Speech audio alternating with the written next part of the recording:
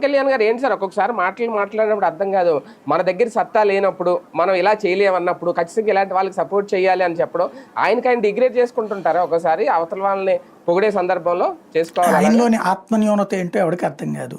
ఆయనలోని ఆత్మవిశ్వాసం గొప్పగా ఉందని నమ్మేటటువంటి వాళ్ళకి ఆయనే తన ఆత్మన్యూనత చెప్తారు. ఒకటేంటంటే ఒక ఏజ్ ఆఫ్ పీపుల్ ఆయన నమ్ముతున్నారు, ఆయన వాళ్ళని తీసుకెళ్ళి తెలుగుదేశానికి రాసిచ్చారు అంతే, అంత మించి ఇంకేం లేదు ఇక్కడ.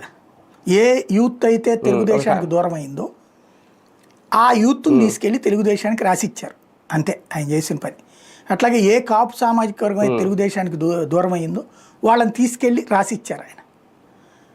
వాళ్ళందరినీ ఒక చోటకి చేర్చి తీసుకెళ్ళి చంద్రబాబు గారికి రాసియడం మాత్రమే ఆయన సాధించినటువంటి ఘనత. దాంతో విజను అనేటటువంటిది, ఆయన విజన్ ఏంటో అందరికీ తెలిసిందే. ఉమ్మడి రాష్ట్రంలో హైదరాబాద్ తప్ప బాగుపడ్డ ఊరేంది?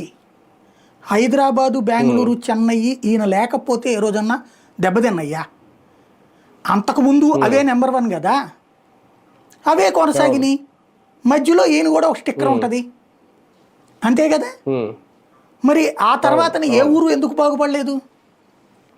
లేదు, ఆ హైదరాబాద్ కేంద్రీకృత అభివృద్ధి వల్లే కదా ఇప్పటికీ ఉత్తరాంధ్ర అట్లాగే తగలడింది.